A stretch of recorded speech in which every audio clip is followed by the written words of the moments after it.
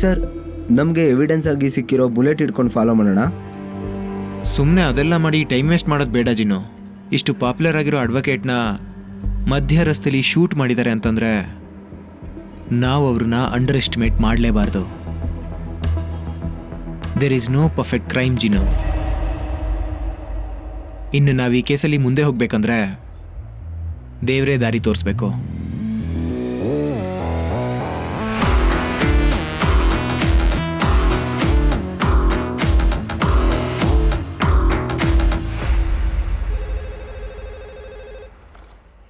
Hello, Indira resort ಅಲ್ವಾ? ನಾಳೆಯಿಂದ ಒಂದು 4 ದಿನ ರೂಮ್ಸ್ ಬೇಕಾಗಿತ್ತಲ್ಲ. ಸರ್, ನಾವು 1 ತಿಂಗಳವರೆಗೆ ಯಾವುದು ಬುಕ್ಕಿಂಗ್ ತಗೋತಿಲ್ಲ. ಸರಿ ಮೇಡಮ್, ಪರವಾಗಿಲ್ಲ. ರೆಗ್ಯುಲರ್ ಕಸ್ಟಮರ್ ಅಂತ ಫೋನ್ ಮಾಡಿದೆ. Thank you.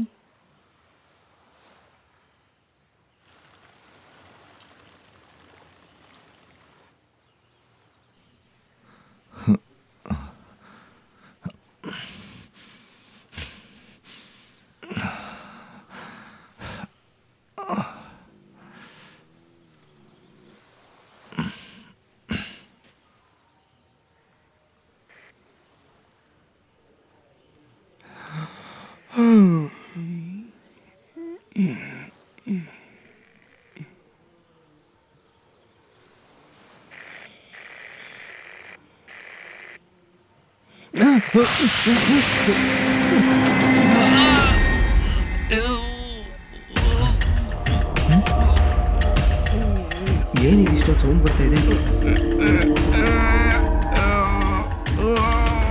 ಮನು, ಏನಾಯ್ತು? ಮನು, ಏನಾಯ್ತು ಮನು? ಗೊತ್ತಾಯ್ತಿಲ್ಲ, ಏನಾಯ್ತಣ್ಣ? ಇಲ್ಲ, ನಾನು ಕನ್ಸ್ ಕಾಣ್ತಾ ಹಂಗೆ ಓಡಕ್ ಶುರು ಮಾಡ್ಬಿಟ್ಟೆ. ನೋಡ್ತೀನಿ. ಬ್ಲಡ್ ಅಣ್ಣ, ರಕ್ತ ಬರ್ತಾನೆ ಇದೆ. ಬೇಗ ಆಸ್ಪತ್ರೆಗೆ ಹೋಗಿ ಬನ್ನಿ ಅಣ್ಣ. ಹೋಗೋಣ. ಅಣ್ಣ, ನಾನು ಫೇಸ್ ವಾಶ್ ಮಾಡ್ಕೊಂಡು ಬರ್ತೀನಿ. ಬಾ.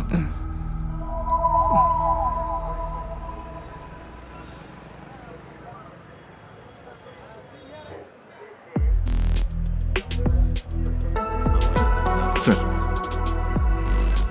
Sir, sir,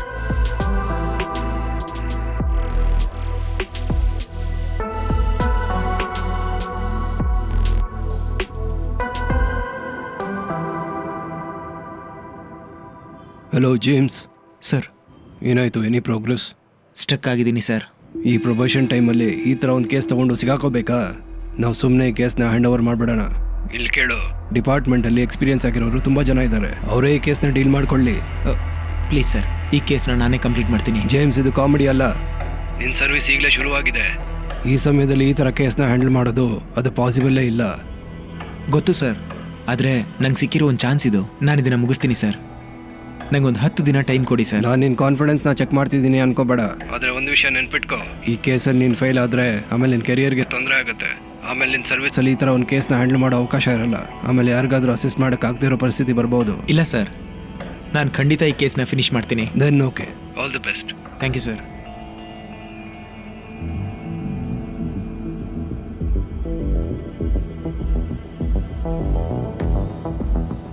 Jinu. Yes sir. ನನಗೆ ಅಡ್ವೊಕೇಟ್ ಸಾಗರ್ದು ಹಿಸ್ಟ್ರಿ ಮತ್ತು ಬ್ಯಾಕ್ಗ್ರೌಂಡ್ ಎಲ್ಲ ಬೇಕು. Okay sir. ಹಾಫ್ ಆನ್ ಅವರಲ್ಲಿ ಬೇಕು. ತರ್ತೀನಿ ಸರ್, ಬೇಗ ತರ್ತೀನಿ ಸರ್.